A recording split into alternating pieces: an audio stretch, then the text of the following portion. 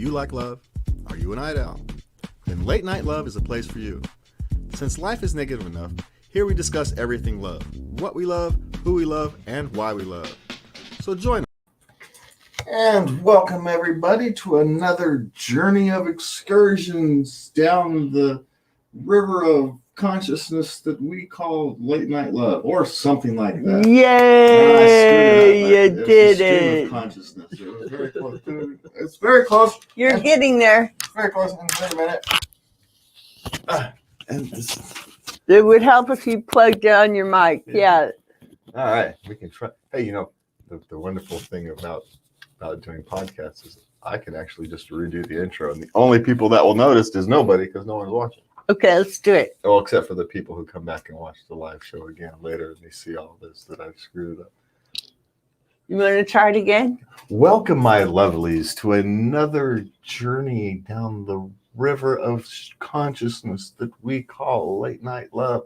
And I still screwed it up, but that's all good. Well, there's no river in it. There's a No. stream of consciousness. It's welcome us down the journey of the river and enjoy the stream of consciousness and join us for the stream of consciousness that we call Late Night Love. That's the way it's supposed to go. But every time I sit down to do it, because I never actually scripted out. Anyway, that's my problem. I've been busy. Maybe if you type it 10 times. Once I write it down, I'll have it, and then I don't have to look at it again. It's stupid. But it's just once I script it, then I script it to have it there, so staring me in the face. Well, we don't script things here, so. No, we don't script the conversation. We can script an intro or the exit or the commercials.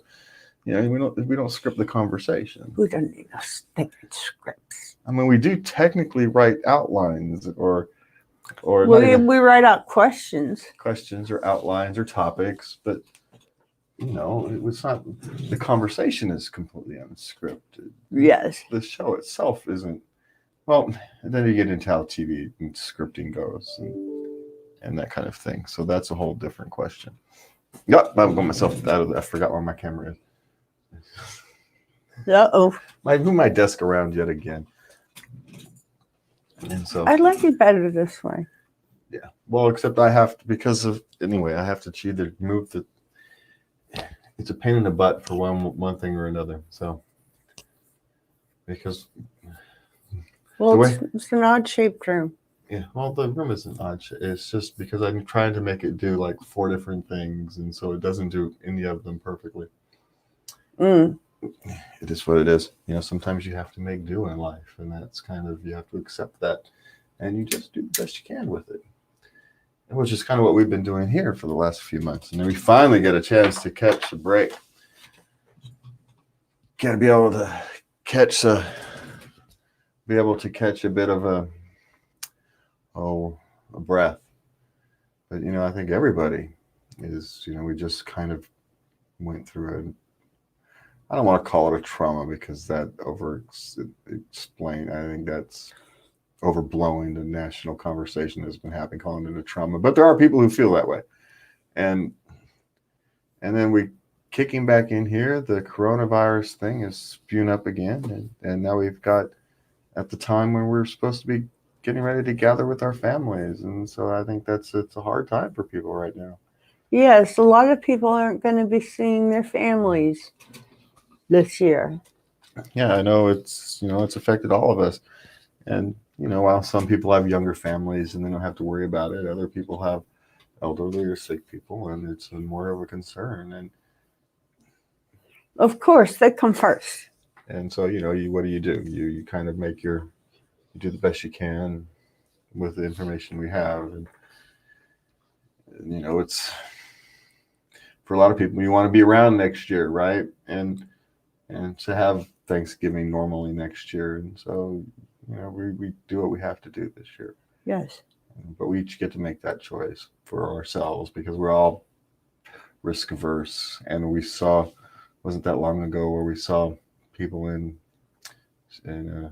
elderly care facilities were saying they'd rather die of COVID than loneliness because their families hadn't been able to come see them because they've been locked out because, you know, they're all elderly and vulnerable. Yes. But, you know, you do that for so long, you know, the only reason for being alive is when you're 90 years old is so you can see your kids and your grandkids and your great grandkids. If all you're doing is sitting in a room watching TV, that's existing. It's not living. And I can see how some people would go, I only have so many days left. Well, I'm sure they do a lot of effort in trying to keep programs up and have activities. But realistically, how well can you actually do that? But without, I understand what you're saying. Without family's everything. Yeah, if that's the only reason you're hanging on, and then they take that away from you. What's your risk? There's not an easy answer, and there's no blanket answer. We can't say, well, here, paint this, here's a blanket, everybody can wear it.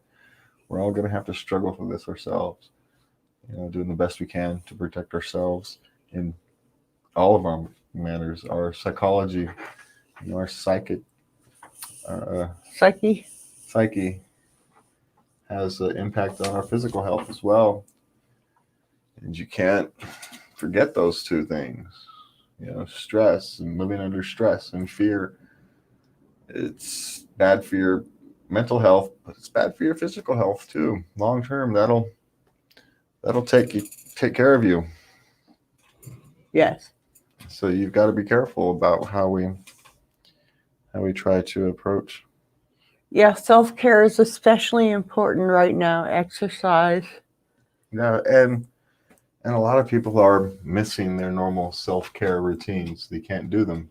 Yes, if you go to the gym. And some they're going back down to lockdowns in some of these places, and so it's a difficult thing. There's no easy answers, and I think that's we're a culture that likes fast, easy answers, and there's not any fast or easy answers. The answers are we're all going to have to kind of slow down and kind of manage our way through. Sometimes that's the best you can do is just manage your way through. Day at a time. I take it a day at a time in lockdown. Yeah, that's just sometimes the best we can do. And I don't think we like to accept that. We always think we should be doing something. We have to be doing something. We have to be doing something. Well, just managing your day to day, getting through is something. It just doesn't feel like it. We got to be doing something different. We got to be doing something more. Maybe we're doing all we can do. And this is just kind of what's going to happen. It's going to have to happen. And we're just going to have to manage it and deal with it the best we can, because there's sometimes in life there's only so much we can do. There's only so much that can be managed. Sometimes you just have to take it what's coming and deal with it as best you can as it appears yourself. That's why you become educated and stronger with yourself, and so you're better able to make decisions when they do. That's why you take better mental care of yourself, so you're in a better mental state to make proper decisions. So you're not making decisions based upon emotional reactions. You're making decisions based upon some form of comprehension, understanding of what's going on in your world around you. I think that's the thing. There's no choice. Choice has been taken away from us. Yes. Well, there is choice. We just don't feel like there's choice.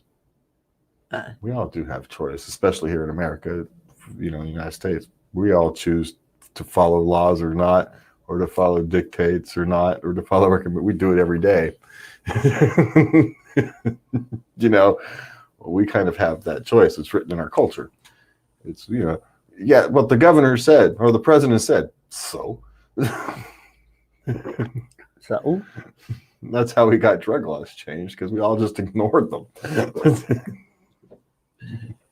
Until the government gave up. All right, fine. It's essentially what happened. And so, you can't legislate to what we can do to ourselves.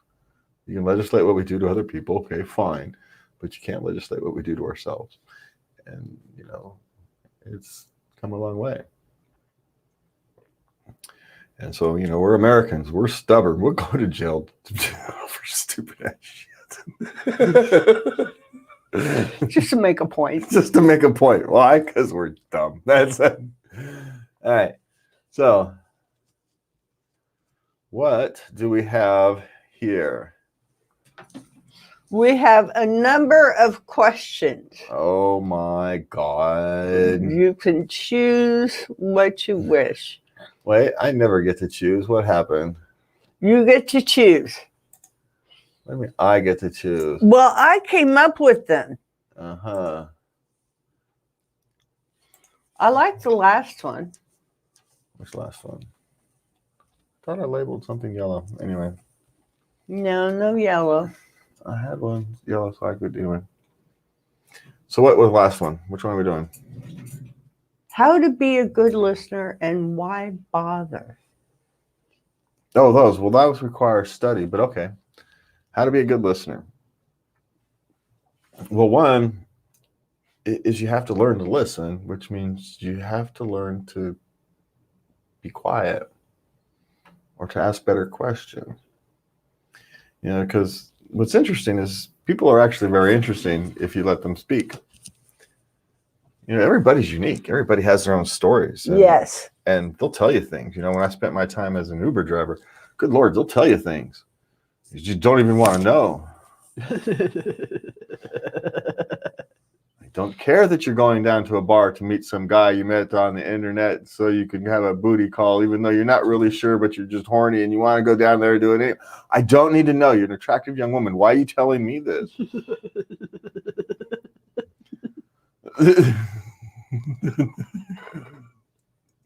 We're working it through. And no, I don't want to know that the earth is flat and that the stars in the sky are really fireflies in jam jars or something. I seriously. Fireflies in jam jars. Oh my God. Yeah. No. And people tell me things because I'm a halfway decent listener because really, that's interesting. I'll let them talk. You're easy to talk to. Well, because I let people talk. Yes. You don't interrupt. You don't go, oh yeah, but you wait for the point in the story where they're ready to move on, where they're ready to have interrupt their story to tell part of yours. You wait till they're finished. And then if you have something relatable, then you can share it. But a lot of people, they try to intervene halfway through someone's story. Well, you're not being a good listener. You're essentially trying to upstage. Someone's trying to tell you something and you say, oh, well, I did that. Or maybe even worse, a friend of mine I knew years ago had something like that happen. Well, they're not even finished telling the story yet, and you're trying to relate some understanding, but you can't because they're not finished yet. They're not finished yet. And so you don't know what twists or turns, because if they're not at the end of the story, you don't know how it's going to end up. And so that's just I don't know. Oh, there it is. Which button is it on this keyboard? So you don't know how their story is going to end up. Well, yeah, you have to listen. And that's the hard thing for a lot of people. A lot of people don't like to listen because, they want to be focused on themselves. To be a good listener, and you have to genuinely care about other people. There's just no way about it. You have to genuinely care about other people if you're going to be a good listener. And it doesn't mean you have to care about them a lot. It just means you have to genuinely have some genuine interest on another human being. Another human being, because look, you might learn something from them. Maybe they're completely off their rocker out of 49 things out of 50, but there's that one thing you might be able to learn something. And it's important because hopefully when you have a conversation with somebody, you both come out of it ahead. You both come out of it a little more knowledgeable, a little more understanding, maybe a little more empathy, depending upon what it is. But you should always come out of a conversation, or at least their goal of a conversation is to come out of it a little better, a little more informed, a little more knowledgeable. Otherwise, why are you doing it?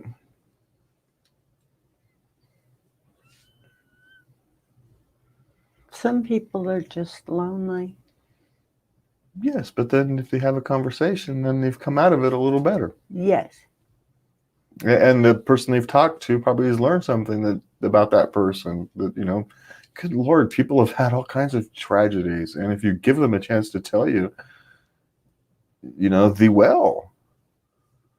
if they actually can genuinely trust you, people will tell you all kinds of things. And maybe that's why people don't want to listen. Because what do you do with it? All of a sudden you're having a discussion. It kind of gets kind of heated. And all of a sudden you find out that, but it doesn't make sense. So you prod a little bit. And next thing you know, you find out they was abused by their uncle when they were 5. What are you supposed to do with that? You're just all of a sudden having a discussion. Well, why are you being cranky with me today? And next thing you know, it's got nothing to do with you. It's just something in the day had triggered something. And now you've got this thing to be dealt with. And that's why a lot of people don't listen. Because that's what they would do. They would know that they themselves might eventually get to a point in a conversation they don't want to share. Except we all need to. We need that from each other. Yeah. We need that human connection. Well, the world's kind of the world can be a seemingly brutal place if all you focus on is the bad things. And you need someone to have those discussions with, so you can be reminded that, yeah, we all have to put up with these things. And you remind yourself in going through the process. The person who's listening to you doesn't have to be the one to remind you. The process of going through these things, having someone there to listen to you helps that person understand that, we all have our cross to bear. There's a reason we have that imagery, because it's metaphorically, it's true. We all have to pick up the cross and carry it up the damn hill. A lot of the weight we have to carry, it's unfair. It's not our fault. We had nothing to do with it. We just existed. It happened to us. We had no control. But yet we have to carry this damn cross with us up a hill for the rest of our life. And how do you do that? I mean, in a sense, for the Christians, you put the faith in God, and you pick it up as a responsibility from God, and you carry it. For people who, most religions have some imagery of that similar sort. I don't know enough, the rest of them enough to want to speak to it. But for people like me who aren't religious, you just have to choose to pick up that weight and carry it willingly. It just has to be a choice. Yeah, it's unfair. But, the people didn't know any better. I can look at my time growing up, going through school with an anxiety disorder. It was the wrong environment for me to be in. Nobody knew better at that time. So, who's responsible? Yeah, I guess it's me and the people who love me, who choose to pick up that responsibility. Yes. And no one's forced to. We choose to. Because what else are you going to do? You're going to complain about it? You're going to go sit around with a bunch of other people who are going to complain about their lives for continually? That's no way to live. You could always try and run from it. Well, we all know where that ends up. That doesn't end up in good places 9 times out of 10. Even if maybe you end up being successful, I'm going to run from it. I'm just going to work. But you also end up hollow. At the end of your life, you end up hollow with that. Because you've built this vast mega empire, but what's it mean? If you've run from that personal connections your whole life, your empire you've got no connection to it. It's just stuff. And it will eventually crumble and be forgotten. Yeah. That's why what they say, no one's on their deathbed says, damn, I wish I'd have spent more time at the office. Because when your time comes, it's not what matters. Die rich and alone? Yeah. Or poor and surrounded by love? What do you want to do? Well, it seems to be an easy choice, but not one that all people make. Well, because it's not an easy choice. Because, quite frankly, going through life without responsibilities for other people, there's an attraction to it. Yes, there is. You know, the consequence is you don't have any connections, but the benefit is you don't have any responsibility. There's a reason people take it.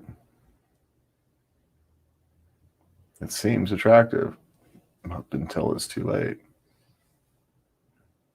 Until you realize, you know, that was kind of an empty life. Now what? What you gonna do?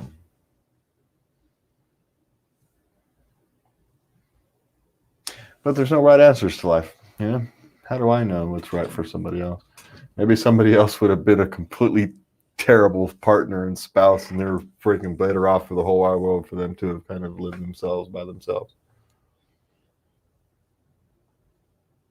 You know, make their personal interactions a transactional and just focus on work. Maybe the whole world's better off that they're that way. Who am I to judge? I'm sure there's people like that. That if, you know, they'd focused on personal lives instead of professional lives, they'd have destroyed more than themselves. Maybe. I hadn't thought of that. Yeah. Well, you know, the world is a rainbow. It's not all, not all colors are pretty, and so, you know, sometimes these things manifest themselves in a negative way, which is why I don't judge how other people, you know, couples who don't want to have children. Okay, if you don't want to have children, you know, maybe I might think you'd be a great parent. Doesn't mean you would. Right. There's lots of people who shouldn't have children and do. And, you know, why is the question. You know, how do we stop that from happening before? How do we not damage people so they don't become... But that's a different question for a different night. Yes. That's a different question for a different night. We're, you know, it's long and we're got deep and morose enough, I think, on this one. We got something a little happier in here somewhere. How do relationships change from the dating stage to serious relationship? What does that look like for most people?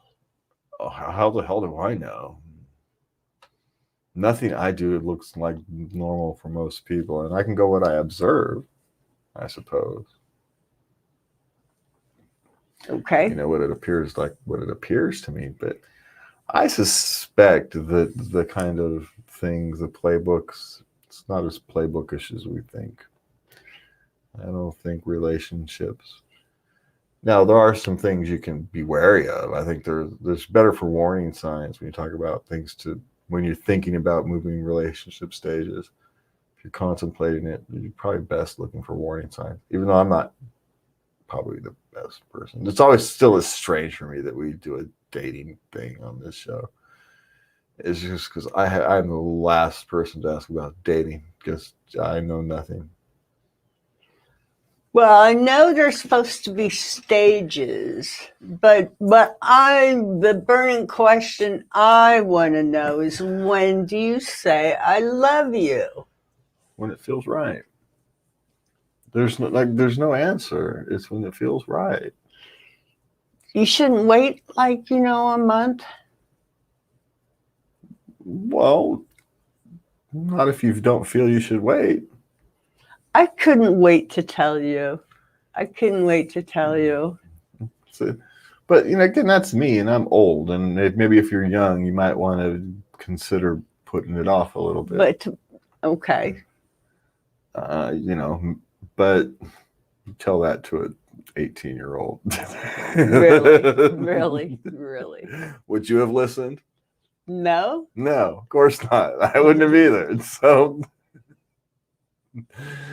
I didn't listen. I was 18. Well, we can talk to my mother about how well I listen. So, yeah, I listen. You still don't listen, Well, of course not. Mister. I do what I want. Well, it's a bit. I mean, I have a bit of that oppositional thing going on as well. It just No. instinctively. No, I can't even say you should shave tonight. God. I was going to anyway, and then you have something. Then it's just actually irritating, and then you sort of. I took it back. I took it back as soon as I said it. I said, you might want to, or what did I say? It might be a good idea, or have you thought about it? That's what I said. Have you thought about it? It has to be your freaking idea. I can't just say you need to do this.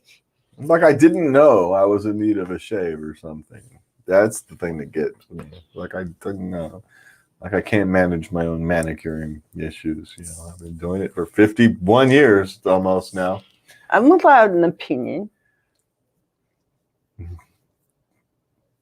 Do I tell you how to manicure yourself? You never have, but I would listen if you had something to say. You're killing me over here, Stripes. You're killing me. You're killing me.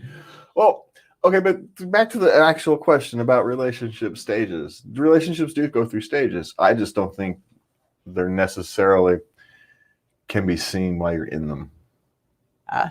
I think they can be observed from the outside. I think in kind of a post-mortem type of thing, you can look back and see, but when you're in the middle of a stay, it's like a fish doesn't know it's in water. It doesn't know anything else. And in a sense, when you're in that, it's surrounding you and you can't, it's very difficult to see it. Now, if those of us who are older, I think it's probably easier to navigate simply because we've kind of built our boundaries. But when you're young and you're still figuring out where the hell your personal boundaries are and your relationship boundaries are and all that kind of thing, it's a navigational nightmare. And especially now, I mean, quite frankly, this whole dating thing, I mean, humanity is relatively new. Is it? Well, just think about it. In the past, not even that long ago, your dating options were the people in your village. Maybe the people who lived in the village, a 2 days walk away. You didn't have dating options. You had marriage options. That was it. You got 10 choices. Maybe one of them was attractive, and you had to do all what you're going to get done before you were 35 because you're likely to die in the next 5 years after that. So for most of human history, life has been brutal, and we're kind of forget that we're all still learning how to do this just relationships for love thing. It's actually relatively new in the span of human history and human culture. Well, it couldn't have been unheard of before. I mean, it had to have happened for us to have such a desire for it. But that's why it was this shining thing that you could that you was almost impossible to attain. That's why you had to go. That's why the story is about the prince looking for the princess, having to slay the dragons and climb the mountains and do this whole thing. Because our favorite movie, True Love, not but a couple in the century. Right? Princess Bride. Yeah, True Love. True Love. Not a couple in a century get the opportunity. Just the opportunity. Not a couple in a century just get the opportunity, is what he said. So that, there's a reason that our art speaks of it that way in the past. Art now doesn't view it as something that's hard to find. It views it as hard to successfully navigate, Yes. but it doesn't view it as hard to find. Yes. It's hard to navigate. It's a different struggle. But the struggle used to be To find it. just obtaining it. It was like this unobtainable thing. It was like winning the lottery. And it still is, but we get to play the lottery more often nowadays, I suppose. It's just by sheer scale. We live in cities and we have cars and we can travel the world and we can talk to everybody across the planet. And we can put ads on an internet billboard, essentially. Same. Come get me. Yeah. Pick me, pick me, Pick me. pick me, pick me, pick me. Don't swipe left or right or whatever the hell. I don't know which way you swipe. We on don't it. know how to swipe. Well, I know how to swipe. I just don't know which way is which because I've never done it. I know you swipe. You know how to swipe. You use a dang cell phone. Yeah. Yeah. It's just the thing is you swipe left or right, and left one is bad, the other is good. I don't know which one is which. Oh, I don't know either. Yeah, I don't know. How do I know? Maybe we can have somebody write in and tell us. Yeah. How do you? We're old. How do you use Tinder? How do you do that? Well, I could look. It's not like we couldn't find out. It's not Well, really we could do the complicated. research, I suppose, but it's like, why? Yeah. Why do I want to? Well, I could actually explain why. Because we do a love, life, and relationship We podcast. really should do it. Yeah. Okay. Never mind. All right. We're going to create a break here for our sponsor. And we're back. Thank you Yay. for joining with us. Oh, man. I'm still crying from this. It's still altered up from the thing just a second ago. All right. There was actually one here I wanted to talk about. Oh, So what are realistic relationship goals? You actually had wanted to talk about that because it's still marked because we wanted to talk about. So what are realistic relationship goals? And I suppose, again, it goes back to your age and what you're looking for long term, because what you're looking for at 20 is different than what you're looking for at 50. And I think we have to acknowledge that. yes. To start, yes. I mean, because at 20, your goal may be I'm building a career and I want a family. At 50, you may be, I'm changing my career, but I've had my family, so I just want to have some fun right now. And I want to travel now. I want to be able to have some fun in my relationship. I want to travel. I want a relationship that's low stress, and if it turns into something, it turns into something more. If not, then it's not. It's a booty call. Who knows? Whatever it is along the lines, you have to personally know what you want out of your relationship before you can start. Hey, what'd you do with that? I moved it over to the side. Before you can start understanding what your relationship goals are. You have to know what you want out of your relationship. You have to know what your goals, personal goals are before you can formulate your relationship goals. Okay. Because if you don't know what your goal is, if you don't know what you want out of your life for the next 5-10 years, how the hell do you know what you want out of your relationship for the next 5-10 years? Because is your relationship supporting your education? Is it trying to start a family? Are you looking for someone who's going to be supportive for your career? Are you out to party? Are you looking for someone who's just a stress relief? What is it? Or are you older and you're looking for someone to slow down with and someone to just, after work, I just want to come home, relax, play some pinochle, have a nice dinner, drink some wine and go to bed. That's all I want to do. That's what my relationship goal is, right? There's nothing wrong with that. Nice, normal, calm, quiet life. There's nothing wrong with that as a relationship goal. But you have to know that's what you want before you can make that a relationship goal. And so before you can define your relationship goals, you have to spend some time in the mirror and say, okay, what do I want as a human being? What do I want in my relationships? What do I want out of my life? What is it that's going to make me fulfilled? Yes. I think a lot of times we focus on happy, but we don't define happy very well. I'm happy in the moment. I'm happy long term. Now, there's lots of things that can make me happy in a moment. There's a million of them. Watching the grandchild run across the living room, being the goofy 2-year-olds at the yard. They make me smile. 2-year-olds make me smile just because they're insane little creatures.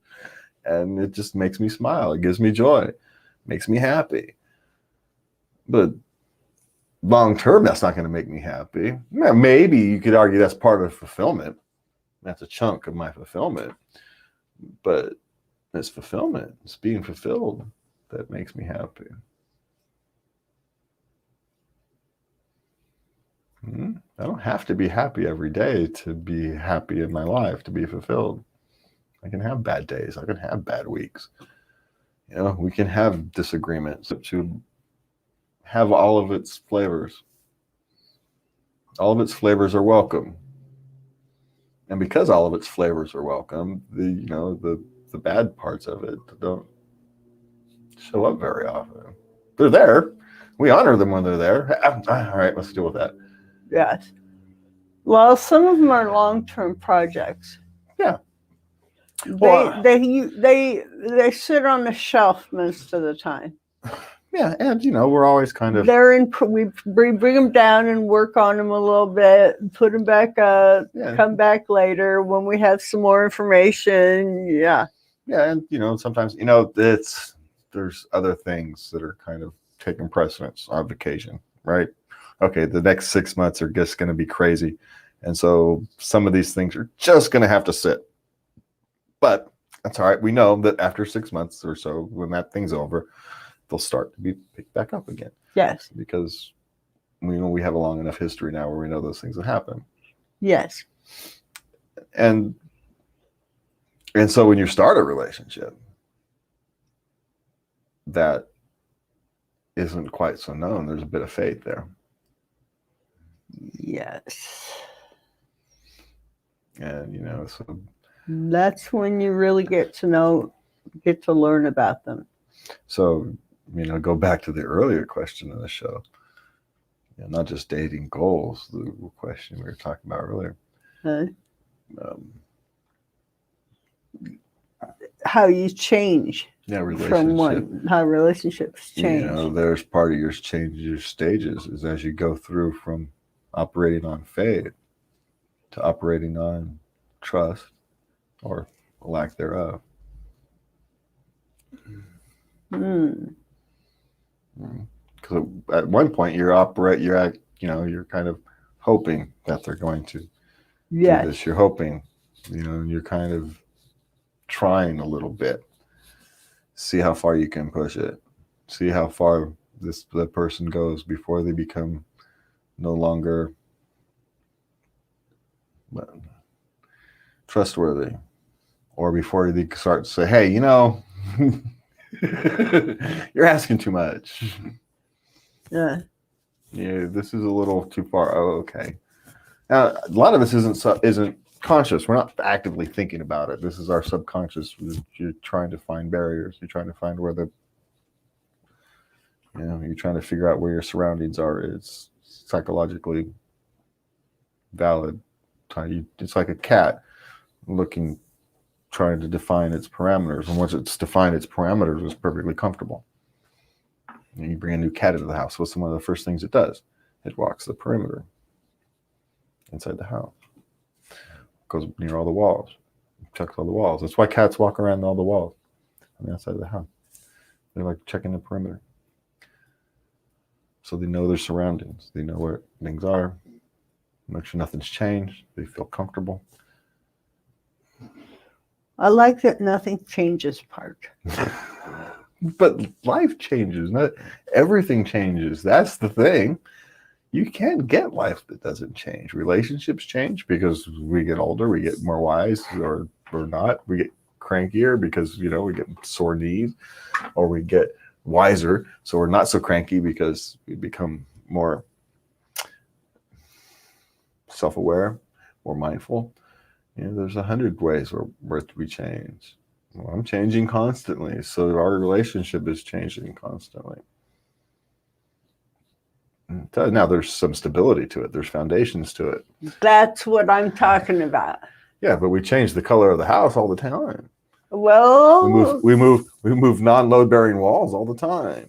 We change. well, that's because you got to be flexible. Life happens fast sometimes. Yeah, and so, you know, we took the time. We kind of got this foundation built, and so everything else, okay, it's the winds of the storm may even knock it down, but we know how to build it back up. It's cool. We got the foundation still. Yes. It's really hard to knock down a solid foundation. You can burn a house down, but the foundation will still be there. You just build back up right on top of it. Yes.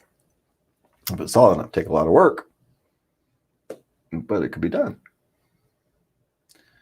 And so, you know,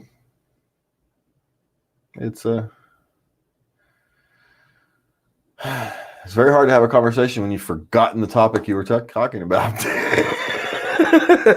Realistic relationship Oh, goals. it's open up on my thing. I forgot I'd opened up.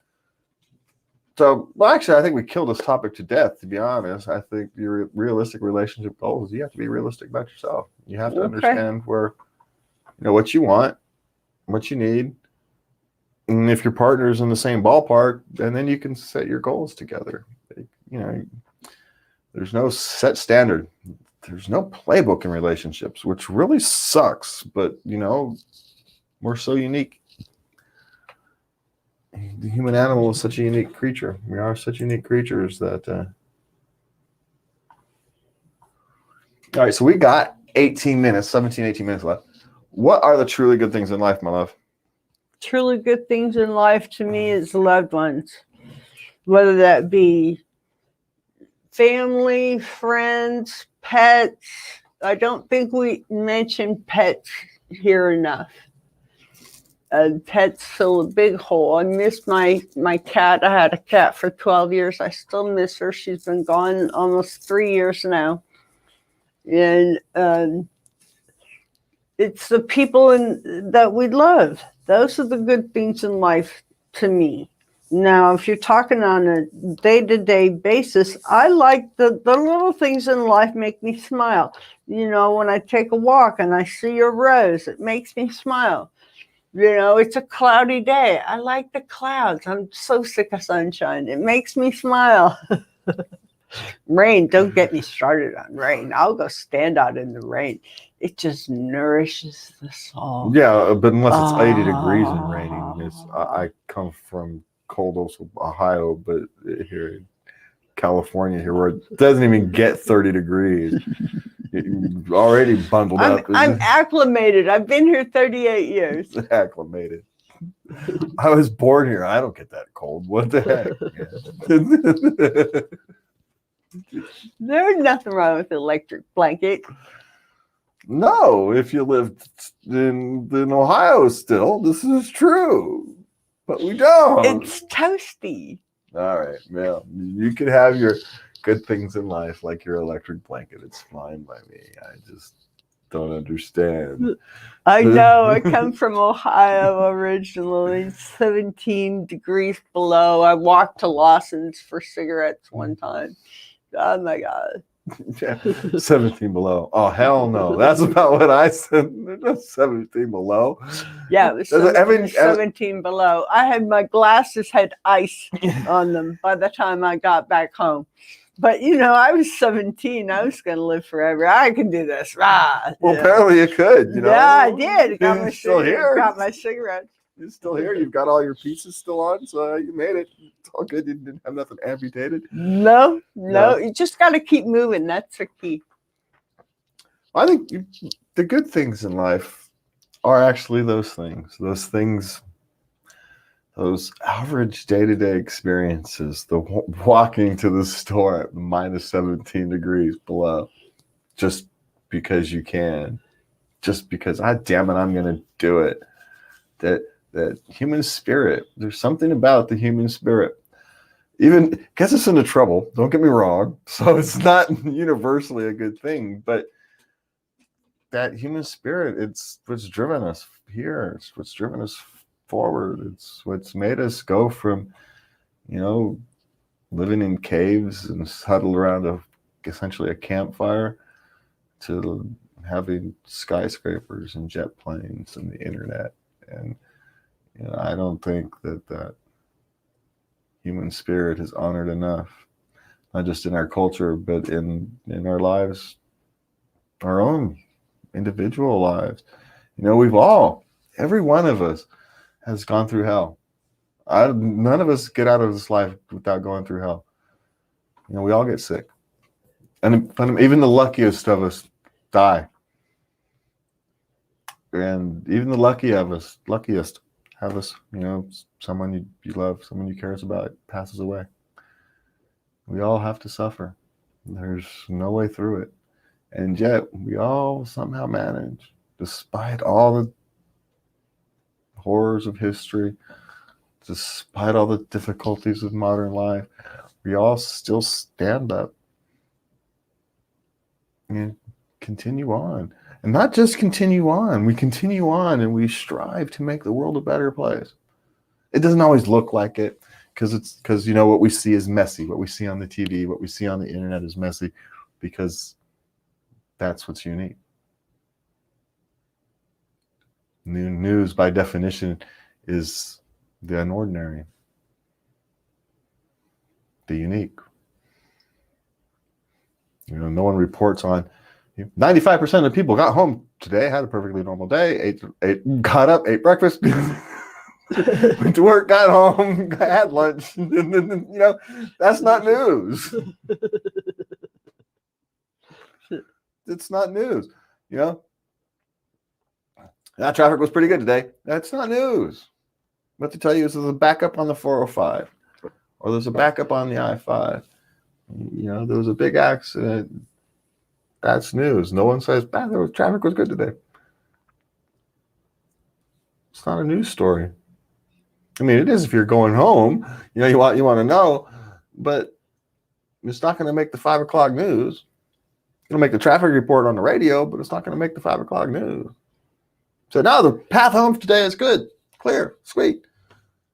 But the only reason they tell us that is because it's so awkward. That's the news these days, is that traffic is clear. Well, at 5 o'clock, traffic is clear is news. Well, it is news. It's news for a good portion of the city. And if traffic is bad at 5 o'clock, is news. They need to know. They need to know so you can go around. So you cannot make traffic worse. But at 7 o'clock, when traffic has died down in normal traffic, you're never going to hear, hey, traffic is good. But you'll hear it if it's bad. You hear on a Sunday afternoon where you never hear about traffic. If there's an accident and it's blocked the road, you'll hear about it. Because it's not what's normal. Yeah. No one tells you that 100,000 kids went to school, had lunch, came home, perfectly normal day. They tell you that the one kid who had the accident on the way home. Because that's news, by definition. The normal kids walking home are perfectly safe. It's not news. Because that's what we expect to happen. We expect good things to happen. They happen so often that we expect them and we don't honor them. Count our blessings. We don't honor the mundane. We in a strange way, we honor the tragic. We honor the unusual, but we don't honor the mundane. Mm. We don't honor just the get up, grind, go home, go to bed. There's some kind of beauty in that. Because it's not that simple, right? It looks like that from the outside, but it's not that easy. It's not that easy. And say, oh, well, they just get up to go to work. But no, they're not. No. They're a complex human being with all kinds of tragedies and good things in their lives. And, sore feet, a bad back, some stresses to worry about. The fact that they can get up and go to work and grind every day and come home and be a productive human being might be a goddamn miracle. Or it could be a waste. They say you're such a bright human being, but you've chosen a life that, for whatever reason, maybe because you're broken the flipping hamburgers, you can't cope with anything else because you've been through too much. And in one sense, it's a tragedy. I mean, we see human tragedies all the time. We don't have to go far to see it. No. And so life can go the wrong way very easily. Yes. And yet we still don't honor the day-to-day goodness in our daily lives. And that's a shame. I think we would all do a bit better, if we'd spend some more time honoring, just acknowledging, just to yourself. You don't even have to acknowledge it to the world. You don't have to stand on a ladder. You don't have to climb up a mountain. Just acknowledge it to yourself.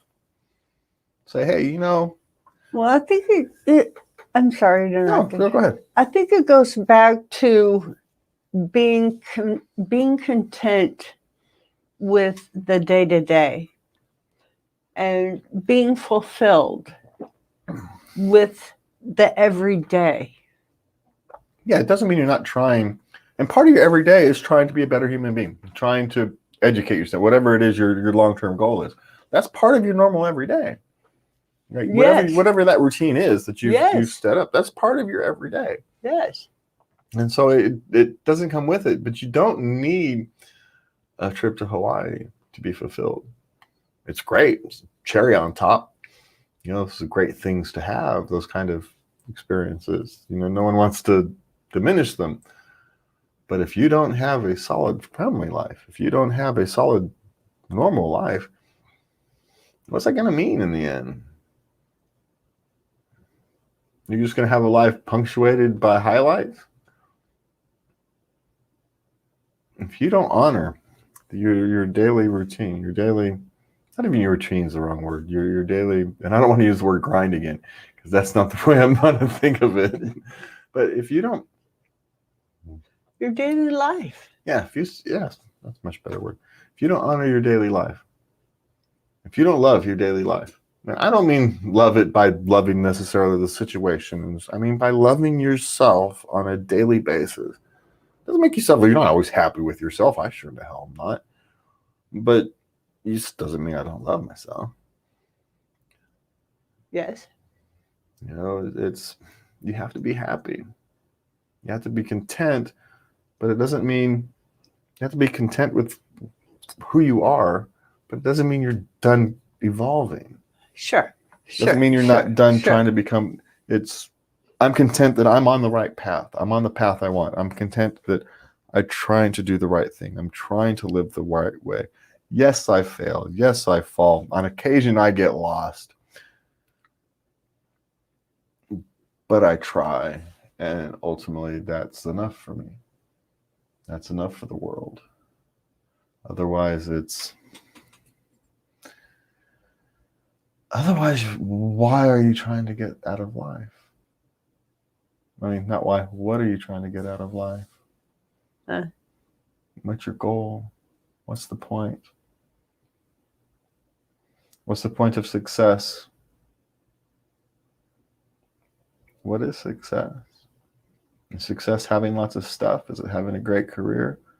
Or is it that my career and my stuff makes my family happy?